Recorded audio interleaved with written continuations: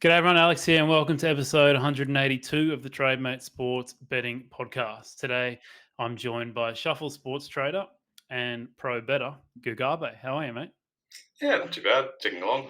Good to bump into somebody from the same time zone-ish. Yeah, pretty rare, mate. Gugabe, how on earth? I forgot to ask you this. How on earth did you come up with that name? It was Gigantor for a bit, and then one day I just Tenacious D tribute, like how he just does like a bunch of like vocal scatting, like this Gugabe is Oh, part of right. that. Yeah, Oh, mate, I haven't watched Tenacious D, so sorry for all the Tenacious D fans out there. I feel it's as a Venn diagram, it's pretty big with the pro betting community. I feel like, his gut feel. Yeah, probably, mate. Yeah, I'm definitely the outlier there. All right, good. Gugabe then, mate. When did you get started in betting? Like, how did you? I guess you're a sports trader now with Shuffle, and a pro sports bettor yourself. But how did you get to that point in your betting journey? For me, it's just this kind of weird, like legit. I got into UFC since one day I was in like EB Games, and there was like $8 copy of like UFC Undisputed like one or something. Like it's back like really back in the day. Legit, this is how I got into like UFC as a sport. So I think I just like started watching all the things, started doing like there was like very early like tipping, just like fantasy style sort of stuff. I still remember to this day the first bet I ever placed in my life was we're doomed to beat Velasquez in that was Oh 2015. wow, So that's been a while now, actually. 9 years. 2015. Yeah, it's like the UFC 188, Velasquez Werdum, and Werdum was like $5. So like legit, first thing I ever did in my life was just take the $5 winner. Again, like probably lost a lot more than that back over the 6 months after before I really got a bit more systematic. But Yeah. yeah, again, I've always had this sort of theory that most people who stick to it tends to have won their first bet. I think it's just something psychologically. That Um, that was the rare moment when Kane gassed before his opponent. yeah, he was like off a bunch of injuries, and it was the whole like Yeah. vibe. Just yeah. Yeah, that's great. So how did you? So I guess you just started tipping for I don't know whoever, and then This you was just just this was just like a topology kind of like I think it was before topology, but it was just like these sites where you just got points. Like you pick the 501, no. you got 5 points. Pick method, you get 5 points. Pick round, you get 5 points. It was kind of one of those things. It was just online. I think I was just in like comment sections of whichever MMA, like Bloody Elbow or something, I guess, back in the day, and just I think I had like a tipping league, and that's legit how I got into it. Yeah, wow. And then so how did you go from there to I guess betting professionally and also working for Shuffle? It's been a bit of a tangle, but for me, the first thing I found an actual sort of edge on was probably esports. Like this was probably like maybe 6 months later. It was like the first like year of serious League of Legends, and like the live odds were atrocious. And even with like Australian law, you still had to click to dial back then, where it's like it was still phoning up, but you just had to type in they give you like a mobile number, and then you just had to press like two buttons into it to technically complete a phone call. It was hilarious for in the industry because it was like it was enough of a phone call to cover legally. It only lasted for like a year, but like this was a whole thing where like Australia briefly had like relatively seamless live betting, but like Wow. early League of Legends, it was just like they just priced off who was currently winning kind of a thing. When it's like as a sport, it's like as a esport, it's like a whole thing where like certain teams like really good late, but they take a while to sort of build up. If you get what I mean? Yeah, yeah, So yeah. it's like betting a cardio advantage kind of thing. And the first sort of year they were offering live odds on this, it was just purely who was winning right now. But you just had this thing where like you hit like 25 minutes, team would go from $10 in the odds, and that would legit be like odds on. So that was my first real edge. And again, a lot of that just turned into thinking a bit more systematically. Yeah. So how did And I I end up assume here? that helped you get into MMA after that, or at least bet profitably on MMA. Yeah, like MMA was always my first love, but it's just in terms of actually making money on MMA betting, it just took a while to figure out what I was watching and that kind of stuff. I'm trying to think. So I was briefly working at a prop trading firm in Sydney, where I actually met one of the founders of Shuffle. This was like 2017, 17, because it was like a year after Trump, the first Trump run. So I was there for like 6 months. Ended up meeting him. I just sort of get a bit more systematic. Introduced me to crypto. Bunch of fun betting occasions back then. Like Mayweather McGregor, I think, was about then, and just it was a good time. did end up sort of pursuing the trading, like the actual like financial trading as far, because I think like Australian prop trading kind of died, like a lot of guys, bonds, stocks, and that kind of stuff. Just there was always this sort of industry assumption that bond rates had a floor, and it turned out they didn't have a floor. So a bunch of the people I was trading with who've been there for like 20 years ended up getting eradicated, and just the whole thing shifted off. Started betting with Betfair, gone to the VIP program. One day Betfair is just like, got a marketing opening. I was pretty young. I was like, all right, I'll go do that. And like managed to get a job at Betfair and bounced around the Australian industry a bit.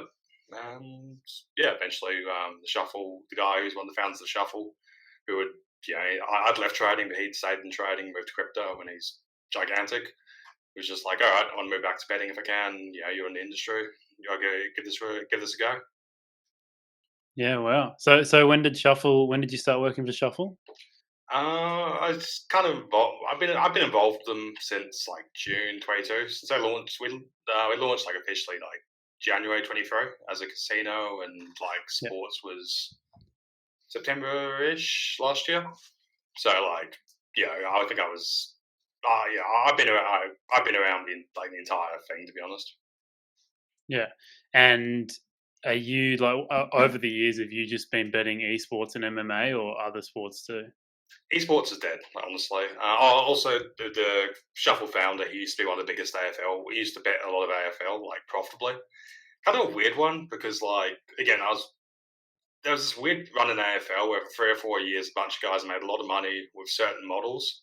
Then, sort of 2018, 2019, 2020, they all just absolutely exploded. It was this sort of weird phenomenon. Again, I was working at Betfair at the time, so I could see it in real time. Like people, like a lot of these guys who run up millions over a couple of years, just betting these sort of like betting certain facts in the AFL, just it stopped working. So we probably both got forced to pivot out. But like AFL was a mainstay. UFC is definitely most consistent. I don't know, fun sports like boxing and all that. Esports is too sophisticated now, to be honest. To be frank, I don't really follow it as much as I used to, Yeah. and it's just there is now actual understanding of esports, like, and also the players are just a lot cleaner than they used to be. It's like one of these things where it's like a lot of it was based on like a team would run up an advantage, then make a bunch of unforced errors, which would let the $10 team get that kind of a thing. These days, people are just way more clinical. So like the game's just people understand it better, and B, just people don't tend to fuck it up as badly as they used to. Yeah. Okay. Yeah. Interesting. So you're the founder of Shuffle. He's based in Australia too. Have you guys always been in Australia? Shuffle's licensed out of Curacao. I think that there's some operations based in Australia for certain people who are contributing, but I think Curacao is the heart and soul of it. But Yeah. the founder I'm talking about, he's based in Dubai now, I believe, but he moves around a lot. Okay. So yeah, obviously, say betting mostly just MMA. So at least you're not like, as a pro sports bettor, it's not like you're covering many sports, and it's not like you've got to dedicate 60, 70 hours a week to betting 3 different sports or whatever. What's your kind of time split between working for Shuffle and your own MMA betting at the moment? So majority sort of helping out with Shuffle where I can. It's been MMA, I find, just because like I've been doing it for so long, I kind of have a pretty good understanding of where I'm at with the form and understanding what's happening in the sport. Like, the dynamics changed a little bit lately, but I think the sport's getting a bit more sophisticated. But nonetheless, it's quite similar. The issue is probably more of a Tuesday night contender kind of wave. We got all these guys just popping out of nowhere, and like, I'm not sure if you've looked at this week's card, but that's some of the greatest. Who the fuck is that guy I've seen in Oh, quite a while. yeah. Yeah, no, this week, for anyone that's doing a lot of tape on the UFC, you're going to be a busy man this week. Yeah, like half the guys are debuting pretty much. Oh, I've never heard of half of the fighters on the card this week. Yeah, so yeah, no, that's a rarity. So I guess on a normal week when probably 90 to 95% of the fighters, probably more than that, considering they're all coming from Tuesday night contender most of the time. Yeah. What is it like? Are you how much time do you think you're spending just in general doing research? Probably like 5 to 10 hours. I feel like at this point, like I do tape study, but it really depends on the card and depends on the dynamics in play. Like if there's something I really need to sort of focus on, I'll go dig into it. But also, I feel like most of the time, I've got enough sort of memory to sort it out. Yeah. Okay. Nice, mate. Well, let's first, before we talk about MMA, we'll talk about a little bit about shuffle, um, which is, as you said, most of the time you spend is working with shuffle. So I've never had anyone on the podcast before that is working just for a crypto book. It's always just been a standard, bookmaker, as everyone normally bets. Um, can you explain, other than the fact that it's a crypto book, what, like, some of the, I guess, main differences between a crypto book and just your standard Bet365 kind of book? I mean, I think most of the big operators are a lot more blurred than you'd think, particularly when you start looking into the grey market involvements. Like, Net365 is always a funny one. It's a little bit different in terms of. Actually, as a bookie, honestly, it's like you're just a bookmaker, which happens to be located on different form of transactions. It's not like a huge change to of crypto. It's just it streamlines a lot of things. Payment processing cheaper. The regulatory oversight's a bit different, so like you can kind of play a bit looser. Whether that's through if you're doing like a pinnacle model where you're taking like very short margins, but because you're not paying such massive slabs to the various regulators, it's just a lot more efficient. For us, it's just kind of we probably use it more for like custom market stuff. Like within sort of reason, we can sort of price anything because the regulator's pretty hands off that kind of stuff. Which lets us be very sort of tailored to our audience because we tend to be quite sort of involved with sort of crypto Twitter and trying as much as possible. Which prediction markets have dug into that a little bit, but even then it's just like even they're not like 100% equipped for stuff where it's just like somebody just wants to put down $200 on something or having to find a counterparty without having to fight over exact dictionary definitions, that kind of stuff. Like we can just be a lot quicker. So in terms of markets, are you guys offering basically the exact same, or are there? I guess you said you've got a bit more, I guess, freedom in terms of creating some markets. What kind of markets can you guys produce that some of the other books never produce? I explain novelty markets. We do good business on like crypto fight night, that kind of stuff. Like there are some boxing events, which is crypto traders fighting, which is the level you expect. But it's good fun. I think we crossed we did over 1 million turnover the first time on the whole night, which was decent. Again, a lot of these people just get ego and like this is like amateur boxing, which is fun.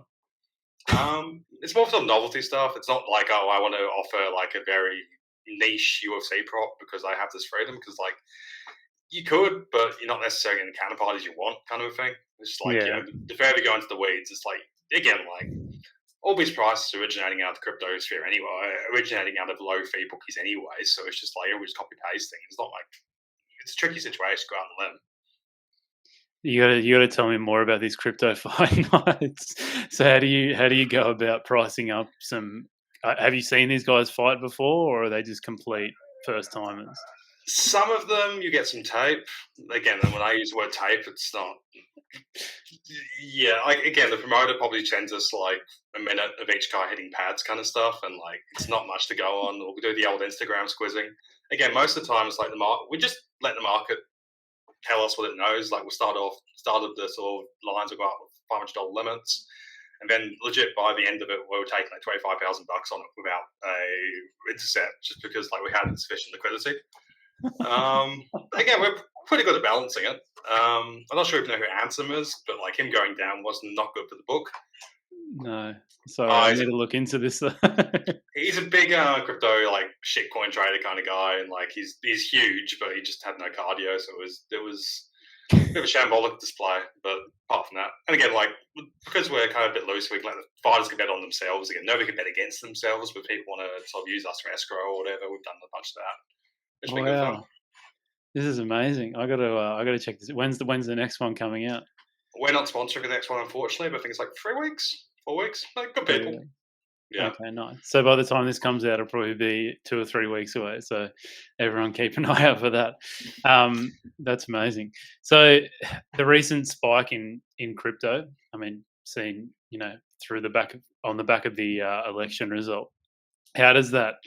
I assume it affects you guys positively, but like, how much does it actually affect you guys? Like, is it like transformational in the way you guys can operate now? It's a little bit tricky. Like, I think it's because obviously we're holding a large part of crypto. It's like obviously it's good in that sense. Like value of your bankroll's going up, kind of a thing. In terms of punter psychology, I think it can be kind of a weird one sometimes because I feel like you're almost better off when crypto's low or going sideways. And people are just like, I've got this. There's a lot of people who've got large amounts of money trapped in crypto for various reasons, whatever those reasons may be. And it's like, if crypto's kind of going sideways, they just kind of see it as magical internet money kind of a thing. But I think the psychology of using it in a casino changes a bit when it's like, all right, I'm taking this sort of minus EV proposition, or I'm sort of flipping a coin here, but if I just hold on to my Ethereum for another week, it'll go up by 30% kind of thing. Like, I think there's actually a pivot where it's like, it's good to get more people into crypto for sort of long-term, holistic kind of ending up on crypto bookies kind of thing. But I think the actual bull surges don't necessarily translate as quickly as you think. I think it's more just the periods between the bull surges where it's just like, the pricing goes from say here to here, but like then it goes flat for a bit, and that's when you probably actually reap most of the benefits. Yeah.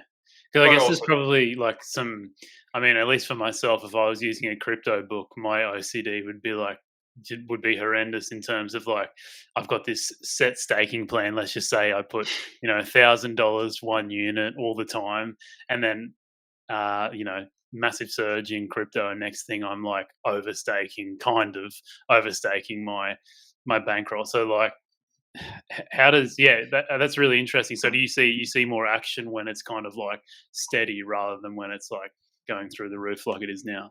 I think it's some more sustainable action. I think you definitely do see people who like, I've just hit the shitcoin lottery and they'll keep sort of spinning it through. But I just think the mindset changes a bit when the market's sort of sharply going upwards. Yeah. It's actually quite interesting, like in terms of like profiling, like users using stable coins for gambling versus using like actual cryptocurrencies is quite a different behavioral kind of set. Yeah. Explain that to me. Like even for yourself, like I assume you've done a little bit of crypto betting. Like, how do you find it just yourself? Like trying to adjust your stake size, I guess, different to a crypto book compared to a normal standard bookmaker. Um, Again, for me, I'm probably just inured to the fluctuations. Like again, as long as you stay to the major cryptocurrencies, you're probably going to be okay. Again, I'm not saying you still end up huge volatility, but it's not like you're betting in like Dogecoin or something where it's just like can go from like 10 cents to 40 cents back to 10 cents in a week. Like Okay. obviously Bitcoin and all that sort of stuff, it's not too bad. I just kind of just psychologically just try to separate my crypto stuff as much as possible from my sort of real money stuff. Yeah. So what were some of the behavioral differences you've noticed between guys that are betting on those like fluctuating crypto coins compared to the more stable ones? I think they're just again, if someone's betting crypto, like if someone's betting stable coins, it usually tends to be a big red flag on what they're up to, particularly if they're from certain geographies where you might be able to obtain a KYC quite cheaply. To be perfectly frank, like if you're trading in Australia, there's only like again the day, an Australian passport is an asset which costs a lot to obtain, kind of a thing. When you're open to Ukrainians and whatnot, like there are entities in this world who have a stack of 5 billion Ukrainian passports, and like you see everyone, it's amazing. Yeah. Okay. No, that's interesting. Yeah. So, what are speaking about, I guess, geographical stuff, like what are the most prominent countries that people use Shuffle from? I think for us, it's more about the interest group kind of stuff. Like we find we've done pretty well. Like we sponsored Craig. I'm not sure if you follow like CJI. Craig Jones' thing last year. Like we're sponsoring Craig. Like legit, like a year ago, I was just like, why has nobody ever sponsored Craig Jones? And we knew a guy. Like I've been involved in Australian Jiu-Jitsu. So like got the intro and they're just like, fuck it, why not? Also in terms of like books and markets we could do, like we could just originate CJI odds like on the spot easily. Like it was like we didn't have to go to anybody.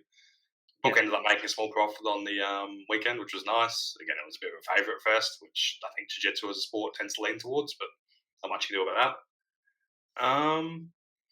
that. So for us, it's more about finding those sort of interest groups and ways we can sort of penetrate like markets like Canada, Japan, just big spots which are sort of in flux. Well, so you've met Craig Jones? Yeah, good guy. I was back, so I was over there for CJI and like when he kissed her. Yeah, a little later. I was actually just off camera because like okay. we all got there that morning. They were supposed to do weigh-ins, and they said, "Oh, Craig Jones going to be here at 11 o'clock." And like like 3:30 rolls around. Craig Jones and Gabby appear, and Gabby's a lovely woman. She's fucking huge, but again, like genuinely lovely woman, and just good times. That was a highlight. Yeah, he's very funny to listen to. He's a great character. So it'd be fun to, I guess, from a marketing business kind of perspective to be working with him. And Yeah, it's been quite um, fortunate. yeah, yeah, for sure. No, it's good stuff, mate. How does Shuffle compare to then other crypto books in the space? Like, there's other big ones like Stake I've heard of before. Are you guys? Do you think you differ from them much at all in terms of, like, I guess, trading teams or like marketing strategies? Um, I think we're probably a little bit more loose, pick of the market stuff. Like, I think Stakes just type operating like they don't really do much in-house pricing because they're kind of in this monopolistic position where they can kind of do what they like. But then a lot of their stuff's built on the synergy of Kick and that kind of stuff because like they're obviously the first ones to really crack the streaming, which then went crazy over COVID, and the whole thing just created this big sort of flywheel. Um, yeah, so I think our probably main sports thing is just doing a bit more in-house, a bit more in-house pricing, being a bit more willing to just sort of take a bet kind of Yeah, angle. Because like, I think part of it just takes too big; they can't really bother taking the risk. But also, think it's just not they don't have the expertise or the flair. But again, for most of these operators, like the casino is so big. Like, if you stake, I think sports is 10% of revenues or something compared to the casino. yeah, well, Yeah, you got people who are just dropping like $200,000 feature buys, that kind of stuff. Like there is a lot of money in this world. yeah, that's great. What's it like for Shuffle? What's your percentage, if you're able to share? A bit higher than that, but again, definitely not majority or anything like that. Yeah, okay, yeah, that's crazy. So Shuffle, I guess, instead of most bookmakers these days are just employing, they're not really hiring for talent like they did back in the day. Speaking to Anthony Kaminskas a couple of weeks ago on the podcast, who just set up AK Bets. I guess, as he mentioned, he likes to go into football manager mode and go out there and poach the best talent out there. But that's not exactly how it's working for most bookmakers in the industry. Do you think Shuffle kind of steers closer to what I mentioned with AK Bets, or do you think it's kind of like just people out of uni, people who are interested in sports, kind of thing? I've tried to sort of steer a bit more towards people with flair. Just think it makes it a bit more interesting. Again, I feel like you might be aware of Zeus, who's like a strong Twitter personality. He's been Yeah, no, solid. I watched his podcast with Smart Betting Club a couple of weeks Yeah, ago, and he was not an interesting character, but he was great to listen to. Yeah, yeah. Again, like I legit saw Zeus on Twitter, and I was just like, "Give this guy a shot, see what happens," kind of a thing. Like, yeah, the issue of the issue of the metagame in the industry at this point is really just married to this feed, and there's not really that much. Both the traders' incentives are just poor because it's just like, all right, if you make another $1,000,000 because you make a good call, you maybe get like 10% extra kudos if it's even acknowledged. And if you lose $1,000,000, you are going to hear about it for the rest. Like, because there's not really the upside is there, and the downside is a gigantic, endless pit. So yeah, like, there's not really much of a reason to fuck around with that when working for most businesses. And also, it's just like the volatility is also so sharp. Where it's just like, if you're in like a more conventional, if you're in like a real money gaming, your tax base, your fighter fees, everything just adds up and up and up and up, and it's just like you're not. You might think of it as like I'm risking 1 million to make 2 million, but that $1,000,000 by the time you've paid out all the taxes and that kind of stuff, it's probably only actually like 200 grand or something. Whilst if you start making that extra money, it probably actually it just gets nibbled by so many sort of intermediaries. It's just like you're just better off just sticking to the pack and doing your best to just create a sustainable, smooth curve.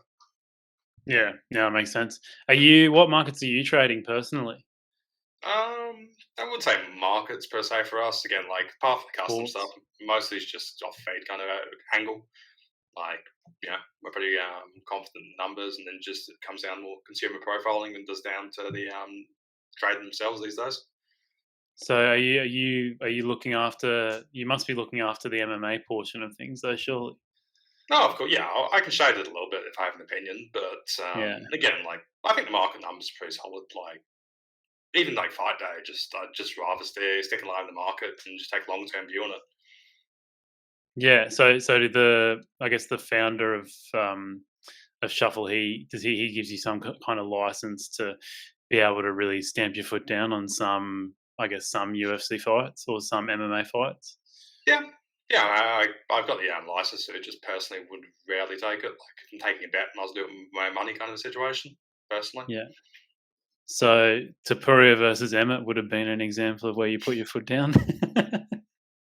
honestly, for all of it, like Magic. Again, I love Magic. He's certainly a character. uh, I had like 1.5 units on Emmett. Like he acts like I had like my entire life bankroll. Like I put one and a that's half units brilliant. at $5. Like I don't think that was an outlandish bet.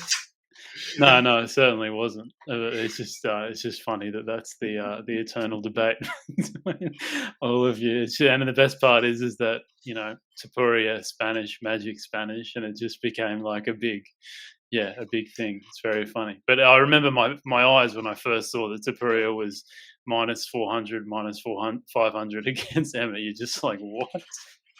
They just get swing bricks with each other. Like Yeah. how big a favourite can he be there? Yeah, I assumed that the reason was he's gonna like absolutely dumpster him in the grappling or something, but he barely shot a takedown. So I was like, But again, like I acknowledge Shapiro is a very good fighter. Like I'm not saying Shapiro is bad, but like on if you give me that fight tomorrow, I'd place the same bet. Like end of the yeah, day, Josh Abbott hits very very hard. They both hit very very hard. And if you get stand in front yeah, of Josh Abbott and swing dicks, you're probably not 85% to beat Josh Abbott in the dick swinging competition. Like Josh Abbott is good at swinging dicks. Oh, it's amazing. I hope he sees this 18 months later, still going on. It's classic. Again, I'm more annoyed about Holloway. That was grim. Holloway. Oh, the whole yeah. Did you? Yeah. I Yeah, don't think I was stung too badly, but like I think Holloway was no. into favourite before he died untimely method. Yeah, it would have been interesting to see if that went to a decision. How they? I actually, Tapuria was winning, wasn't he, on Yeah, the scorecards? Yeah. he was up to 2-0 on two cards. But again, I think the live odds definitely didn't agree with that. No, I wouldn't have either. Like the scorecards could have been 2-0 the other way or 1-1. So Yeah. yeah, it was a close fight. Do you think going from you were doing a lot of betting before you started trading for Shuffle? Did you do you think that going into Shuffle and working with them that has improved your own betting a lot? Um, yes and no.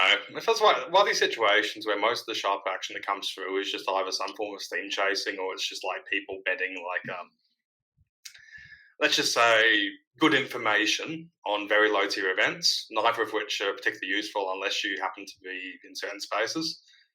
Like for all I see, I genuinely just do not see that much origination. So it's just kind of like whatever. I'm sure if you talk to like Sports Bettor or something, they'll probably tell you this very similar thing, where it's just like for all the chatter about like I'm a genius, bottom up, better, and I originate my own stuff and I read limits kind of thing. I just feels like a lot of the time you actually see the other side of the screen. These people are just steam chasing.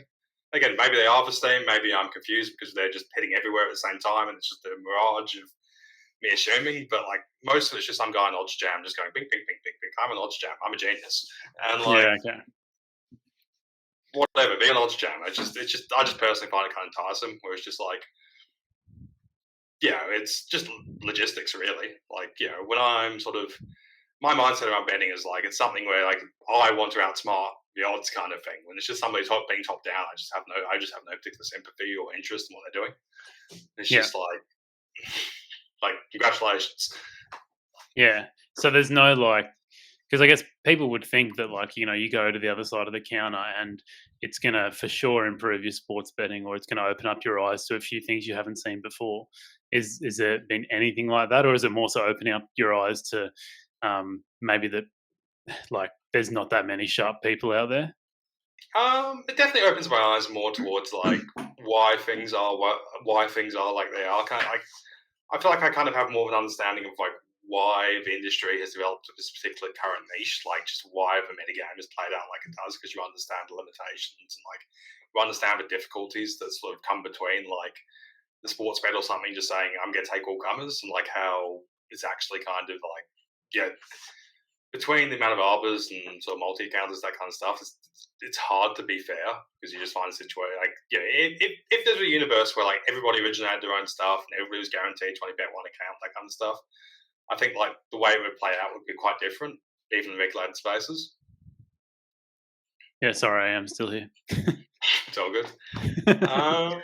Yeah, it's just tricky because you understand kind of counterparty, but just like once you've been behind, you start seeing some of these sort of outrageous multi-accounting swarms. And you're just like, you can't really be fair anymore. Yeah, no, Like, for sure. if someone's got 100 identities and they just have a limitless pile, it's like, what are you gonna do? Yeah, no, that makes sense, mate. Well, let's talk about MMA betting. This is what we all came here to talk. Maybe not the audience, but at least I came here to talk to you about. I hope there's some MMA fans out there.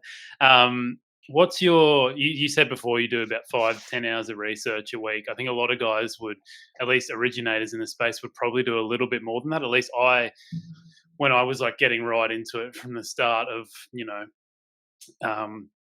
learn when I was kind of getting into it, didn't know all of the fighters, knew half of them, but I was spending definitely a lot more than 5 to 10 hours a week. How are you? I guess just you're able to do it because you know a lot of the fighters already now. But what's your process from see Tapuria versus Holloway is on this weekend or 2 weeks away, however long you start your process of research? What's your kind of first thing to do leading to actually placing a bet? Prepare for Holloway was honestly more about market dynamics for me than actually like tape, because I think like everybody knew roughly what was going to happen there. Like in terms of just like these are two very sort of well-known fighters, and it was really just a question of like, can Tapuria kill him or not? Yeah, and like it's just like eventually, Max was always going to go down one day. Like, for me personally, like the tape tends to be more like cards like this, where it's just like I'm just looking at the fight on the screen right now, and I was like, who the fuck are these people? Like legit, yeah. like they're just it's a who's who of who the fuck is that?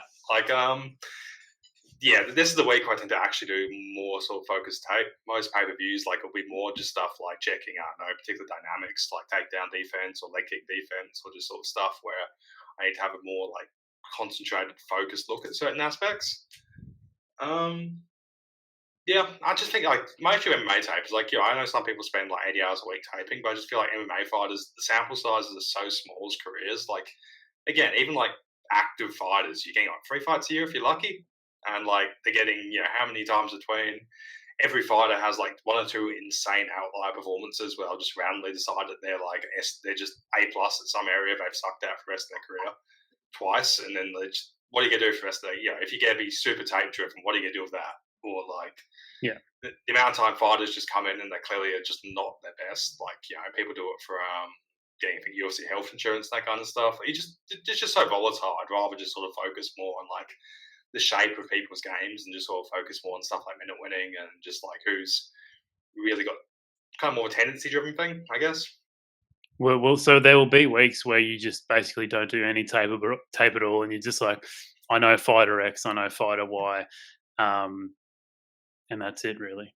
Yeah, I'll definitely do my best to kind of just remind myself any particular focus. But like, the spots this week where I just know even without tape, I just like that price is insane to me. Or I just think the tape isn't particularly useful to certain fighters because either they're just strength of schedule has been so weak, or just otherwise.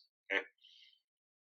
Yeah, no, it's super interesting, mate. Because I think most people would assume that like someone betting MMA professionally would be going and doing tape on every single fight, just updating their knowledge. Are you able to like, I guess for myself when I go through the tape, I will, I guess, forget a few things that have happened in their previous fight, and I'll need to like it'll be like actually quite eye opening just to go back and have a look and see. Oh, okay, it wasn't actually as bad a performance as I remember. Do you like? Are you taking notes because you're obviously watching every weekend? So are you kind of taking notes are you watching live and taking notes, or are you kind of just that's your time to enjoy it and then do some note taking later? Or For me, it's I'm in most of the time I'm in chat with various people whilst I'm watching the fight, so I'm kind of like typing live, like not to say my play-by-play, but just like how I feel while watching the fight. So it can actually be a thing where I can just kind of control F pretty quickly and get back to where I was thinking about immediately after a fight. I feel like Yeah, most okay. people sort of struggle to be objective the first time they watch a fight. I think I tend to have a bit more. I tend to be less caught up in the moments, I guess. So usually, I think my notes are pretty solid in terms of where I'll land after the fight. Like, people like finishes, people are always like very quick to remember every finish as like the entire fight before that was absolutely pasting. And it's just I'm not sure if we bet like Mauricio Rufy last week or like you're aware of that fight, but like the amount of people acting like Jamie Malarkey got absolutely destroyed by him, and it's just like after he got hurt, sure, there was like the back end of that fight was one sided once he was hurt, but like I think it's just this whole thing with MMA where it's like people are just silly about like protracted TKO sequences, which like the guy's just done, and like just because if he just gone down with the first punch, people would remember a lot different to how they remember it when it's like 30 punches because the guy's just kind of clinging on and getting beaten around the cage kind of thing. People then just sort of in their mind they'll just go back to that like, oh, that guy got absolutely handled. And it's like the fight was really over after the first big punch connected. Yeah. Like then it's just really mopping up. Yeah, no, exactly. Because I admire when I watch you and Tim or Magic and Gombas when you're doing your podcast. I admire like your ability to remember fights from like 10, 15 years ago. And I've always wondered, like, do you do you have like a historical database where you just like write notes from every single fight, or do you think you just have a very good memory? A bit of both, I'd say. Like generally, if I'm sort of fuzzy, I'll just go and sort of check the database. But generally, I can pick out. I'd say 85% of fights I'll have at least pretty strong memory of. Yeah. No, it's good, mate. So what do you think these days are like the most common edges in MMA? Do you think it's those kind of fights, like the roughy kind of fights where these guys get severely overhyped? I'm not sure if Ruffy's not undefeated, is he? I No, can't he's remember. not. He He's lost not, no. original. Yeah, okay. So do you think they're one of the more common edges, like these guys that just get hyped? And the Ruffy hype was super weird because it's like, you can understand someone like Tapuria getting like hugely hyped because he's undefeated. He's obviously an amazing fighter, but he's got this like he's got a Also, bit of stripping aura. grappling. Yeah, exactly. Yeah, like but the Ruffy one's like he's lost regionally, as you said. Like he didn't have like a contender series fight where you're like, oh my god, this is like a highlight reel knockout kind of thing. Not like a Prates, let's just say Yeah. as an example. Like, yeah, I know I've gone off track here with my question, but common edges in MMA. Yeah, definitely. There's a lot of hype. Like, it's funny, like how many fights you look at. Like, it's like a couple of weeks ago, there was what Roosevelt Roberts fought Ludovic Klein, Yeah, and if that fight had been made 4 years before, like what Roberts went off like what $8 or something, like something yeah, insane. Again, he lost the split decision because fuck you, that's why. But if that fight had been made in 2020, Roberts would have been like $1.30. And like MMA market does this so often, where it's just like. And like Roberts and Klein haven't really shown like again, they're still more or less the same guys in my opinion. Like Roberts has definitely had some struggles in his career, but like Klein, I think Klein's like he's just kind of rolled a bit higher with his particular skill set. I think also it's classic. It's the way one thing I'd say in MMA is like there are some guys who are very consistent styles, which just make them like $1.10 against people because it's like super high paced or whatever, and they're just they can just kind of keep pushing and pushing and pushing. And it's just hard to beat them. Also, I feel like the market can just struggle a lot with like what I consider to be like a hard to beat fighter. Like Ruffy's a good one, where it's like he's super powerful. He's not a guy I want to fade at evens ever, or very rarely, just because he's like always light fun knockout. But then he goes against like a guy who's just like a push pace on like $8 or something. It's like you got to take that shot because like again, a lot of it for me is process. It's just like, I don't really rate how Ruffy like it's just there's just so many things that can go wrong when you're not massively outpacing your opponent. Oh, but if Lontop yesterday came in his best shape, not on short notice, didn't have his weight problems, he probably would have maybe gone off at 5 or 6s, I would assume, something like that. And like, you take that bet every day of the week. Like, Oh, even the only that. reason I didn't bet it was because I was like, well, this guy's like clearly out of shape. Like now, I'm definitely not going to bet it. But if he'd come in good shape, then Well, it's we still just massively outgassed him. He still outgassed him. it was still a good bet. Like that was the thing. Like imagine if he came in peak shape, what would have what would have happened? My one of my common things that I feel like um that I notice is the I feel like the MMA betting market makes lots of assumptions in a lot of cases. Like some of these guys that are coming in, especially of a few regional fights, maybe one contender series fights. Like sometimes you don't even like, for example, like Rebellis to Spain. You'd never seen this guy on his back once before he fought. Who did he? Acosta. Yeah, Costa. So like the market, it seems crazy that the market would make, the assumption that this guy can, reasonably comfortably stop a takedown and be fine off his back kind of thing, and price him at, I think he was like minus 300, something like that. Like, do you think that's a common, like, I feel like that's one of the most common edges I find in MMA. I think it's not what it used to be. Again, like I feel like these days the sports metagame has improved to the point you don't see guys. Again, like the Spain is a special case because it's heavyweight and just shit happens at heavyweight kind of thing. Like it's just a very silly place to be. It's kind of funny, but like he beat Josh Parisian. Like Parisian's still probably the best grappler who's fought. Like if Parisian ended up on top of him, there I would have been like, I favored him every single fight. Like honestly, like I had Acosta because I thought he was getting cardio boxing, and then he just Acosta who cannot grapple was just like getting on top of him easily, and it's like, oh holy shit! Like Parisian was probably like $1.40 there. He's just a terrible athletic, like the most unathletic specimen you could imagine. Like, yeah, but if he's not getting knocked out in the first exchange, like the Spain's floor is so shit. Like, unless he's literally killing it inside a minute, like he ends up in bottom once. Like Parisian can actually grapple a bit. Better than Acosta and Lane. Like Acosta and Lane cannot grapple. Like, the fact that the Spain was getting done like that by like D plus grapplers is a disgrace. I actually think that, like, again, like the whole like structure of the sport, like again, it still happens occasionally at heavyweight because heavyweight is just a magical place where silly things happen.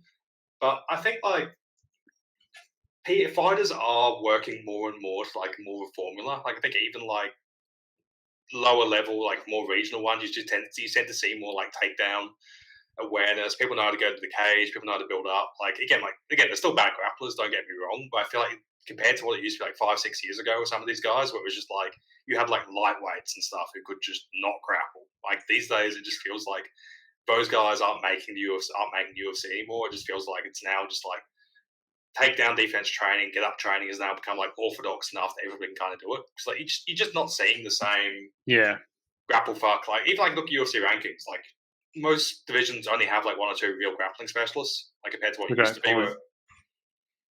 So for me, I found that's probably an edge which has like been a little bit worse. Where it also feels like these days, like you're probably paying more for it with guys who just have like bad durability or bad cardio, despite being like great top grapplers. Yeah, and also the dynamic of the judging too has completely changed from maybe like the last year or year and a half, I'd say. Like it's the main word is damage now, and like a lot of these wrestlers are could have like 3 minutes of control time and then get outstruck for 2 minutes and they're losing that round. Yeah, 100%.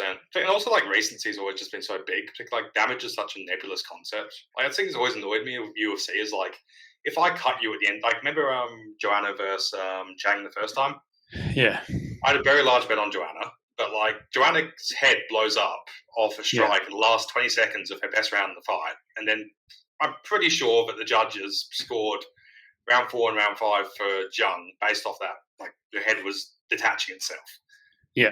Which is absurd when it's like that was it's damage, but like it's she had a critical hit with one strike, and then it's just all gets uglier and uglier. Like I personally like hate people scoring cuts. It's just something that again, this is just my personal opinion. Where just like there's so much chaos involved in the formation of cuts. It's just like I think if I get one early in the fight and like all right for the rest of the fight, now I've got 10% extra to my judging just because I opened you up round 1. Like that's kind of absurd.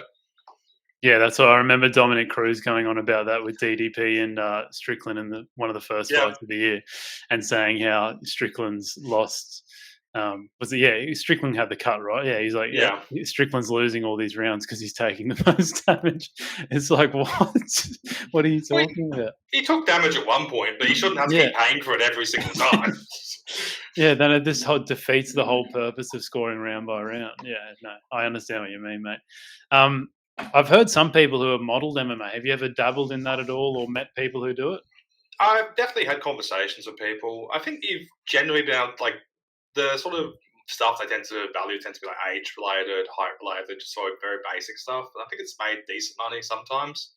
But the issue is you do get like bringing back Roosevelt Roberts. He's the sort of person where like every model is just like this guy is 21 years old. He is 6'8". He has 100 inch reach. I must empty my entire soul into Roosevelt Roberts, which works out sometimes, but other times does not. That's kind of my point. One of the issues I have in my modelling, I feel it tends to be quite basic. We just get people just sort of just end up betting a lot of money on young, tall fighters, which again, like young, tall fighters tend to win more often than not. But Yeah. you get these funny situations where, like, yeah, there is a little bit more that goes into MMA than just being young and tall. Yeah, I'm imagining people unloading. I cannot remember his name.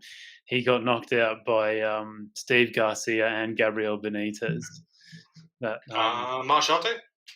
no, he's oh god, what was his name? He was terrible. He could not take him. Yeah, I could think of like strange. Because Yeah, he had a weird haircut, I think, too. and Kevin Holland, he's like Ontiveros. Yes, that's it. Yeah. I'm imagining. I don't think he was young. I don't think he was young though, so they probably didn't get that thing. But legit, like the amount of times, like I just see stuff where I just see what I consider like clear model traffic. Also this year, because like underdogs have just stopped winning, it's been a bit more like, which I don't necessarily think is anything like demonstrating sharpness in the market. It just feels like as a year, it's just had this situation. It feels like more often than not, whenever there's like a big pivotal moment in like one of these fights, it just seems to go the underdog way. When it seems to go the favourites' way just a lot this year. And again, sample sizes, is what it is. Like 8 coin, you go 10 and 2 on coin flip, you're getting plus 200s. Exactly. It makes a huge difference to you now. Yeah. On that, what did you think of the whole? I guess it's all kind of changed now. The whole new gloves versus old gloves debate. Did you see anything in that at all? Because there was statistical. I didn't like it was a small sample size, but there was statistics out there showing that they were producing a lot less knockouts. These new gloves. Did you see anything in them at all? There was like 5 cards. I think it was only like 5 or 6 cards. It wasn't like a huge sample size. And it was kind of weird. Like June to November, basically, wasn't it? Yeah, just about.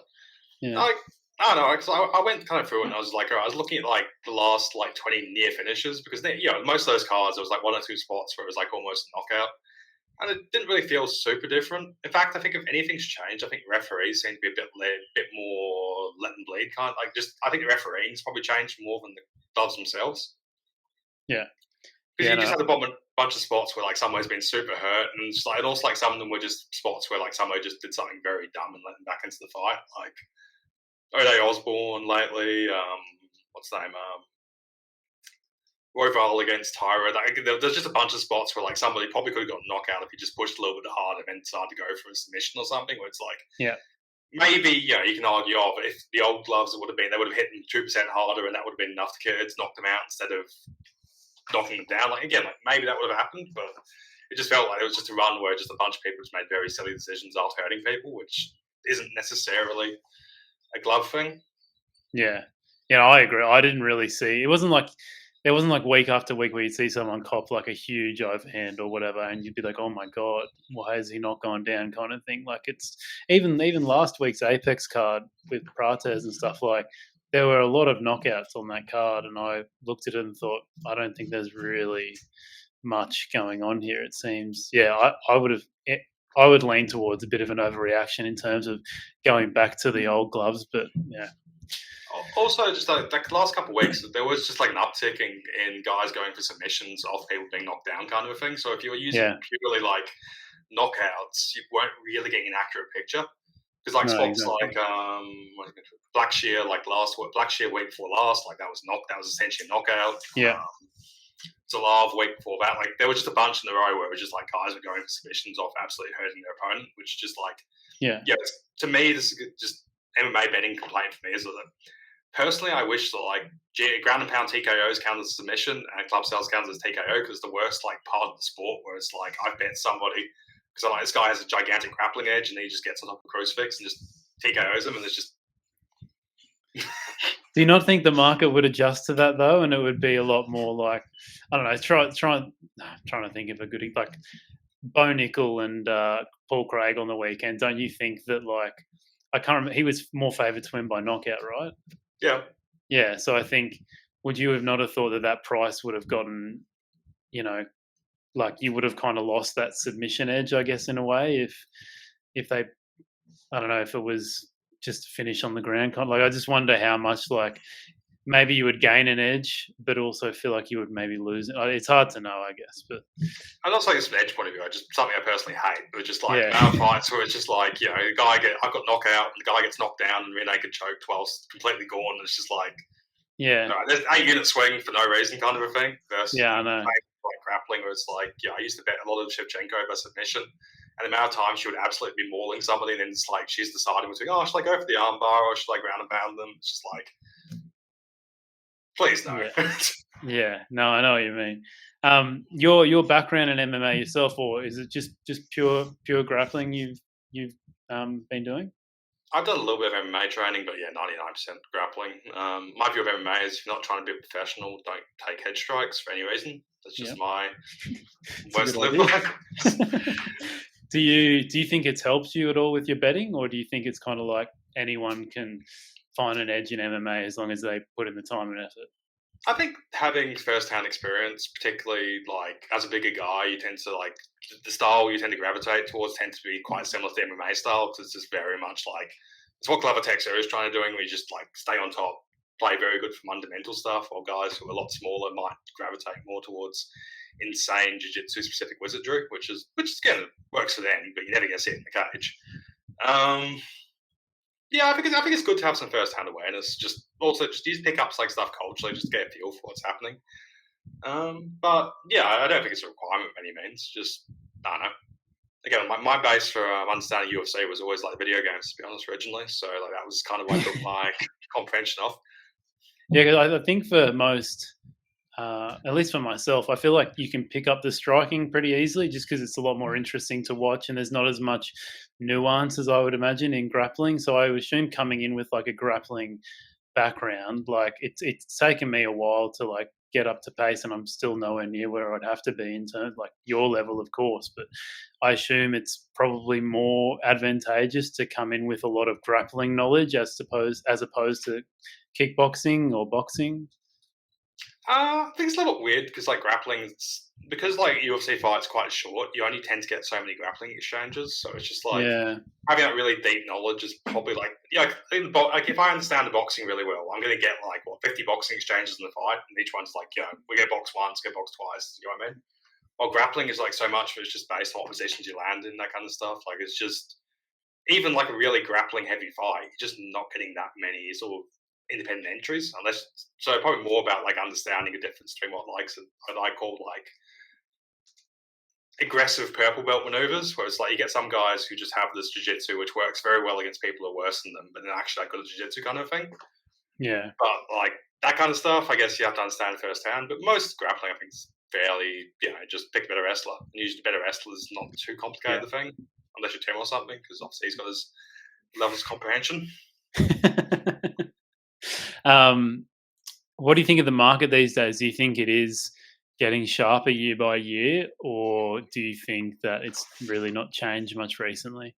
I think I think it's sharpening, but I think there's a few reasons in play here. I think US legalization's been massive because like particularly for the Australians, like Sportsbet used to open their own like UFC props, and they would just open like there, and Five Dimes would open like 20% off, like in various things, and they would always regress towards Five Dimes. So legit, if you had limits, you could just make like 10 to 15% free EV each week because like the guys at Five Dimes would say I don't know, so would say Clay Guida by submission is $3. The guys at Sportsbet would say Clay Guida by submission is $7, and inevitably it would always trend towards the offshore number. So like you used to get that because I'm assuming again like I don't have detailed operational knowledge, but I'm guessing before McGregor happened, this was just like it was just a fun overnight sort of sport that people in the UK didn't put a huge amount of thinking into. But now it's legal in the US, it's just like tightened up a lot.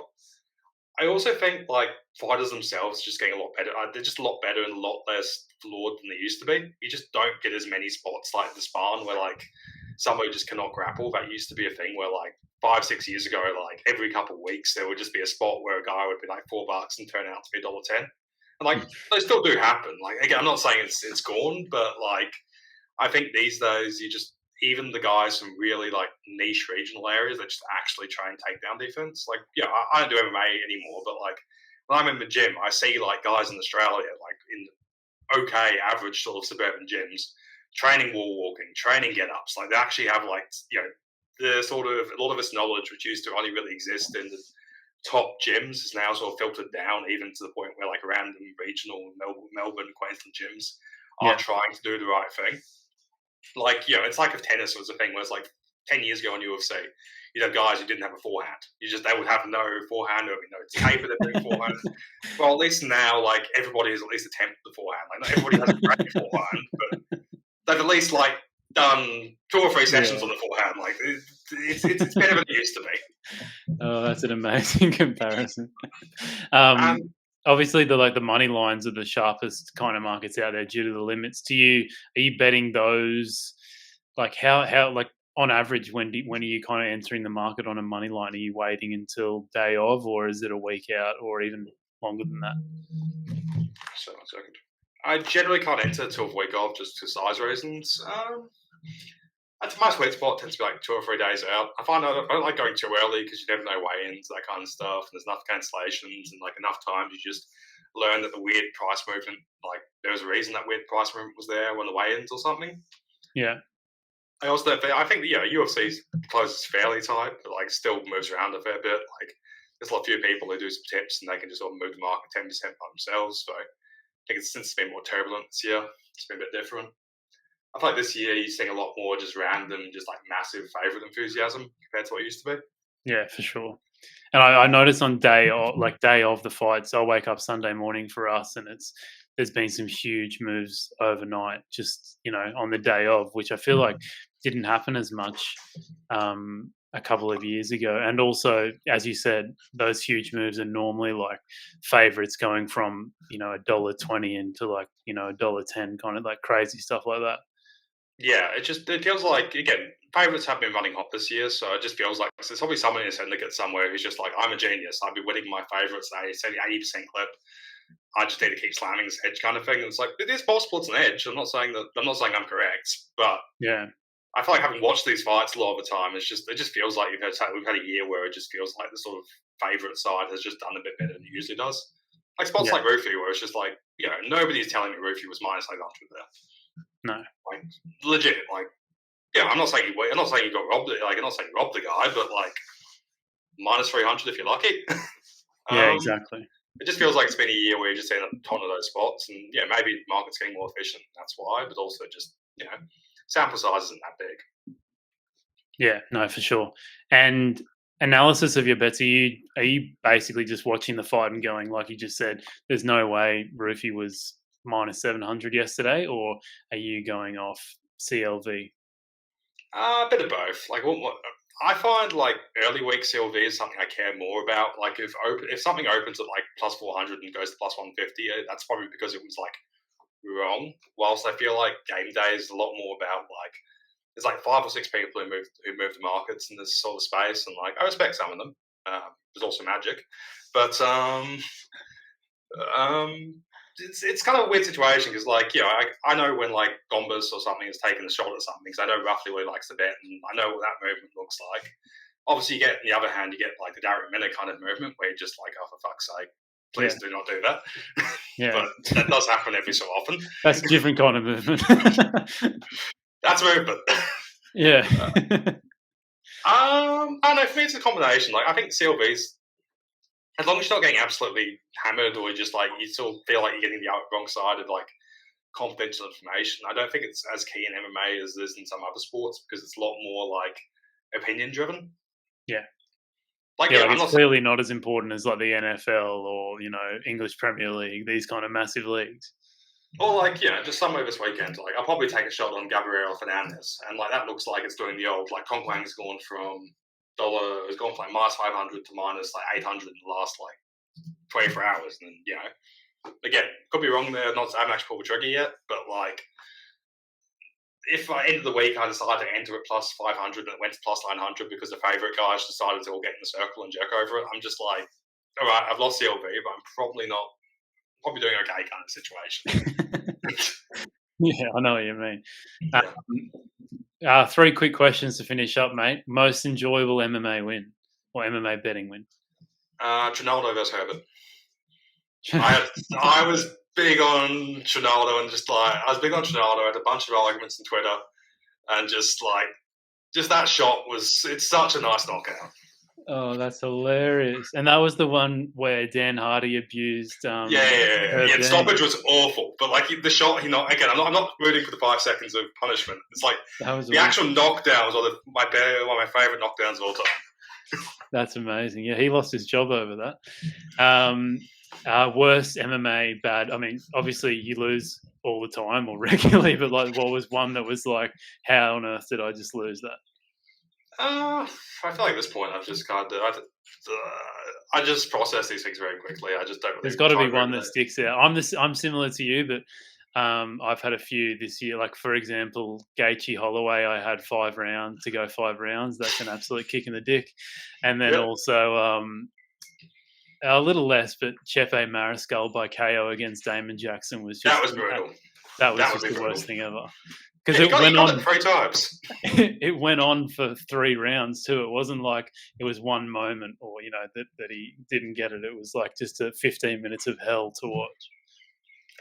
One that's always stuck in my brain is I had the under and ITD and RDA versus Moicano, and the doctor and the doctor and the ref just after every round they got together and it's you should stop the fight. No, you should stop the fight. Legit, 3 rounds in a row. It's just what the fuck, guys? And Moicano's face is just hanging off. Oh, mate. Yeah, I thought they were going to do the same yesterday with Tybura and Denise. I had Tybura. I was like, oh my God, please. Because you just know, Tybura isn't a sure thing to get on top again. So I was like, please stop the fight. Actually surprised me to stop that one, to be honest. I had a little with Tybura, but just based off what they usually stop, I was just his eyes were still opening. His face was fucked, don't get me wrong, but I did feel a little bit. Again, I think Tybura was massively decided. I'm not saying Tybura shouldn't have won, but it surprised me to stop that one. Yeah, no, that's fair enough. They've definitely Moicano is probably worst one to let go than your example there. What do you call it? Remember the RoboCop versus No Kiwani? We could see the tube. Yeah, it's just the inconsistency is unbelievable when you think back to all the examples there. Last quick one for you, just because it's recent and very timely at the moment. Jones or Aspinall, who do you make favourite in that one? I still think that we don't know much about Aspinall. He's just had this great career, but I still have he just knocked deer zero off bottom. We have no idea.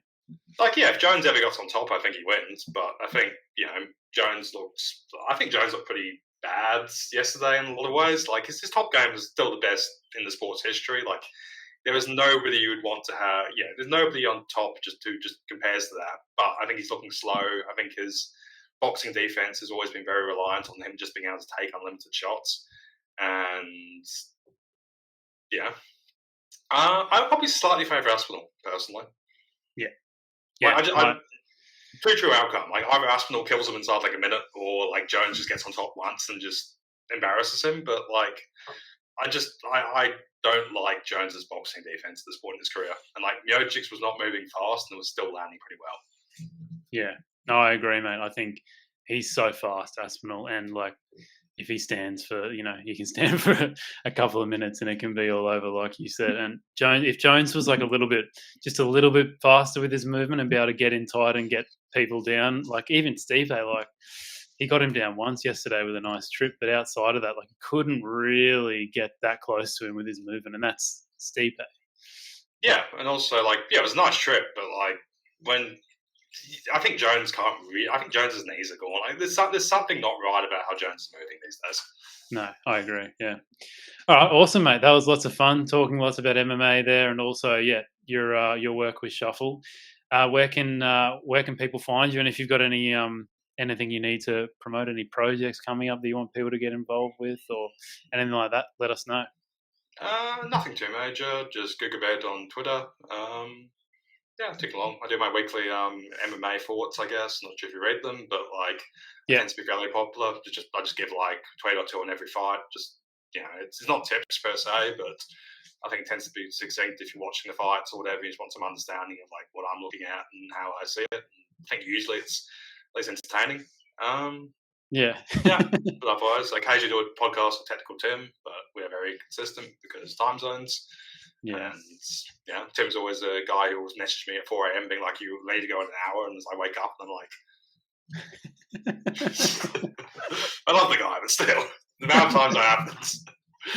Oh, that's gold. No, like you said, it's I always look out for your weekly posts on Twitter and also your podcast with Tim. But I think in general, like UFCs or MMAs, it's a good sport for if you can build like a couple of, you can get to know the sport well and get like, 4 or 5, guys that chat about fights every week and put them into kind of like a, amalgamate all their thoughts together. You can generally come up with like a good consensus on how a fight's going to play out. So, yeah, it's always great to hear, for someone who bets MMA professionally too. It's great to hear your thoughts and other people's thoughts in the for each card. So yeah, it's awesome the work you do, mate. So thanks very much, and thanks everyone for listening. If this is your first time on the podcast, please make sure you do a quick rate and review of the podcast and subscribe to us on YouTube or wherever you're listening.